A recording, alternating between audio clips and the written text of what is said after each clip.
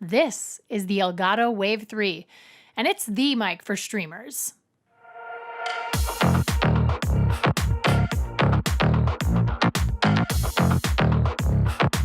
Elgato has been in the game for a while now, making products designed specifically for streamers.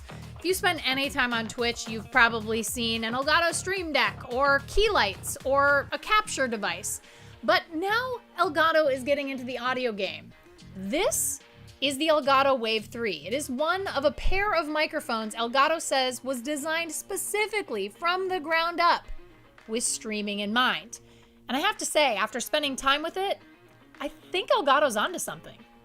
Unboxing the Wave 3 is pretty straightforward. Inside, you'll find the Wave 3 already mounted to a desktop stand, a quick start guide, a USB-C cable, and a boom arm adapter. Physically, the mic itself is really light, so I was able to move it around easily on my desk, but the stand is also heavy enough that it never felt like I would accidentally knock it over. There is one thing I did have an issue with, which is this little tiny desktop stand right here is very short, and I am almost 6 feet tall.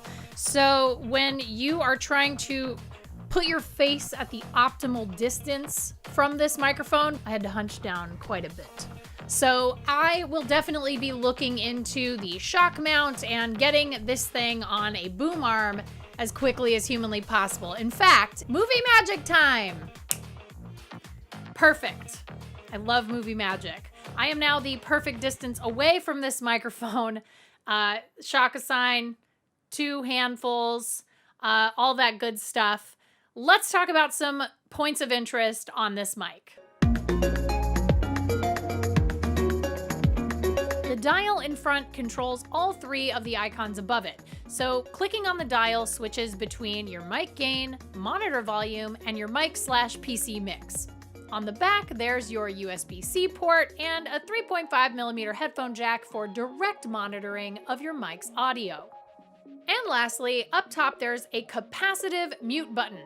Incredibly handy for coughing or when you need to yell something to someone in the next room that your streaming audience just doesn't need to hear. When you tap it, you can see it's active by the red ring around the dial on the front. A very nice detail. Sorry about that, guys. Sorry. Interruptions. That sucks. I've got the mic ready to go, but it's not quite plug and play. You'll want to grab Wavelink, which is Elgato's custom-designed mixing software for its Wave microphones, and it'll tell you when to plug it in. It's pretty easy, so I won't be too hard on them for that one small extra step. But Wavelink actually could come in really handy for streamers because it offers 2 independent output mixes. For example, if you want to play copyrighted music while you game for yourself, but you don't want to broadcast that copyrighted music to your entire stream and then get busted for copyright infringement, Wavelink has you covered. In case you're wondering, it also pops up in OBS as a source really easily, and it has Stream Deck integration. So there you go. So what would I say is the singular feature on the Wave 3 that sets it apart from its competition? So there is one thing when I am watching a streamer that drives me crazy. It is the one thing I hate with the fire of 1,000 suns. And you can call me an AV geek, you can call me an old woman, you can call me whatever you like, just put it down in the comments. But I hate clipping and the distortion that comes with it. It is, in 2 words, the worst. And if you're not familiar with the term clipping, or you don't exactly know what that is, let's put the XLR microphone I was using back on this boom arm and jump into Audacity and look at some waveforms. This is me speaking normally while recording in Audacity. You can see the waveform, it's bouncing up and down. That's the sound of my voice. But if something really cool happens or I get really excited and I yell, you can see there are portions of the track that get cut off at the top and the bottom. That's clipping. And it can be really frustrating when you're watching a Twitch stream and then something really exciting or really terrible happens and the streamer yells and it gets so distorted and you're just really turned off. You throw your headphones off, you say, I don't want to watch this anymore. Or if you're a streamer, you watch it back and go, ugh, that sounds horrible. Clipping is the worst. I hate it. Both the Wave 1 and the Wave 3 have proprietary technology on board called ClipGuard. And if I understand it correctly, it's kind of like taking an HDR photo, but with audio. So you have your main channel recording, but there's a second audio channel recording at a lower volume. And when the microphone detects peaking, it automatically shifts to that lower volume channel so that you never experience distortion.